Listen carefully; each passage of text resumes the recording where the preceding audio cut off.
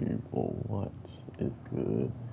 Don't mind me, I just gotta play as some Mikey.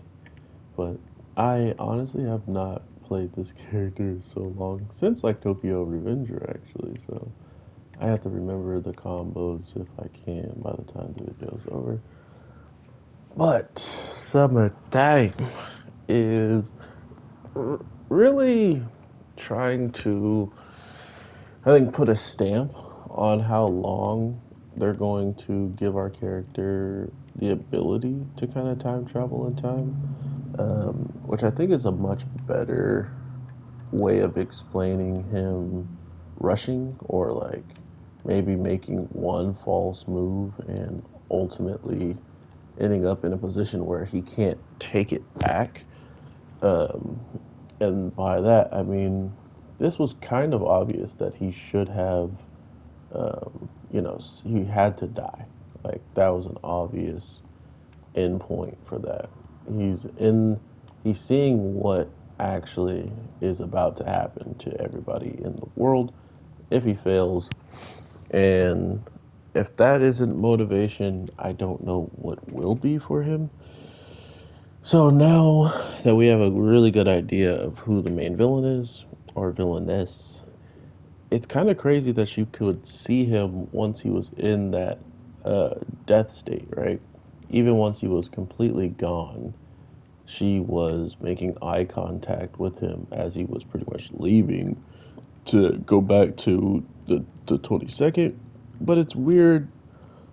I guess never mind. I was gonna say it's weird because he wanted to go back to that date. He just didn't want to. He just didn't think he was gonna end up in that time period in that date. And I think because not only of the sentient, like her understanding like her role as a shadow, but at the same time not wanting to be a shadow, the girl that has passed away is showing up much sooner than she did, or we're just having more knowledge of her showing up. But when she wakes up, did it not feel like she has some recollection of what happened?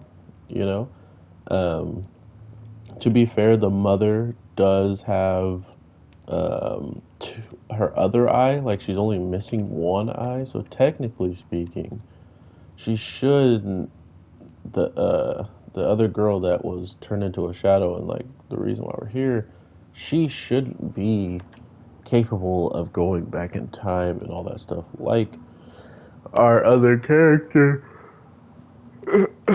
because the mother was only missing one eye. So that makes me think that whatever happened with her in the shadow state, she was a shadow and then she wasn't doing anything. But because of the new memory she made in that timeline, she might have retained it, which would ultimately lead us back to the main shadows that are the villains, also maybe retaining some of their information. And, even seeing Mother being born, they actually know that once the festival comes, they will succeed if certain things happen. So, a lot of this is what if for me right now because it will all come down to how the shadows act accordingly. Not only did they copy the main character to learn about the lost eye, but then the big huge shadow found out about this dude being able to use that ability the way that he can on his own, on top of having a copy of all the information as well. So the count of like 11 shadows was pretty cool too, just to kind of give us an idea of what he's going to have to be faced against. Maybe killing 11 people, and we know for a fact that shooting the shadow with normal shotgun shells, I'm guessing, right, presumably, can do the final blow. So, very interesting stuff. I am super curious to see what people are going to be saying about this show because it is awesome in general. So I hope you all having an amazing day, night, evening, whatever the case may be. I am your boy, the Anime G, and I'm just kind of glitching through some balloons. Don't mind that.